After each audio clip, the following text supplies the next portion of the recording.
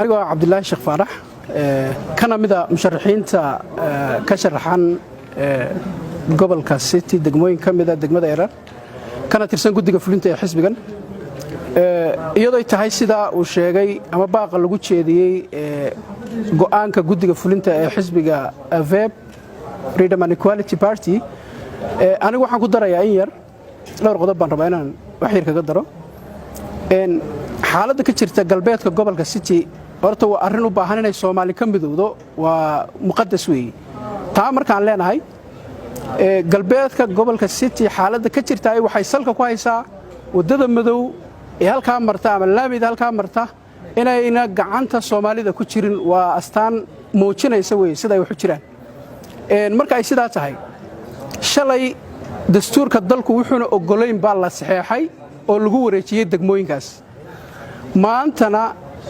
waxaanu dastuurka ogoleyn buu maantana maamulka jiraayay rabaa inuu sharciyeeyo waa dawladda Itoobiya wadadani waxay ka timaadaa dal Soomaaliyeed waa Djibouti waa dhuunta Itoobiya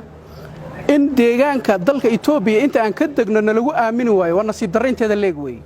waa arrin muujinaysa inay Soomaalidu aynan ahayn muwaadiniin ama second citizen in Itoobiya ka yihiin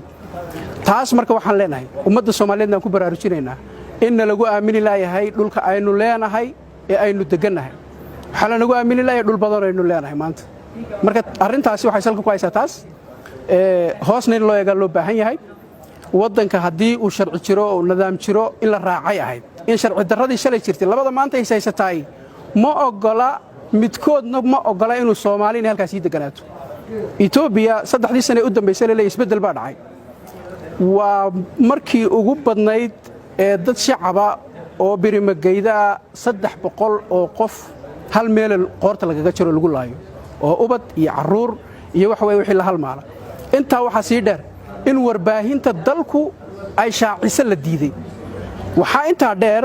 hadda maalmahan dhow khilaafka taagan warbaahinta dawladda dhexe Itoobiya siiba idaacadda Fana inay diiday inay maxadana shaaciso war saxaafadeedkii golaha cabinetka ee canfarta hase ahaatee dad 300 oo qof oo birimageyda maalinkii la dilay warbaahinta Itoobiya waa laga mamnuucay inay ka hadasho arrinta iyada taas waxay muujinaysaa Soomaalida Itoobiya ku nool iyo qowmiyadaha kale hore waxa way oraahba oranaysay tin iyo Soomaali haday istiraraan haday isqabtaan tinka Itoobiya soo safanaysa tii way caddahay marka ummadda Soomaaliyeed waxaan leenahay maanta marxaladda ay ku sugan tahay galbeedka gobolka City kaliya ma aha gobolka City baa loo socdaa waxa loo socdaa 10 gobol ee kale deegaanka ee dalka deegaankeena Soomaalida loo socdaa wadanku maanta wuu kala fadhiyaa waxa weeye nin waliba xayndaabkiisa inuu ilaashado iyo xuduudiisa waajib ku ah ree hebel iyo ina hebel ma shaqaynayso mana noqon doono iyana noqonin Itoobiya intay soo heshiinayso inaan inagu sii haysano hal mida hal qabiil hal aragti hal xisbiyada mucaaradka xisbiyada maxaakimka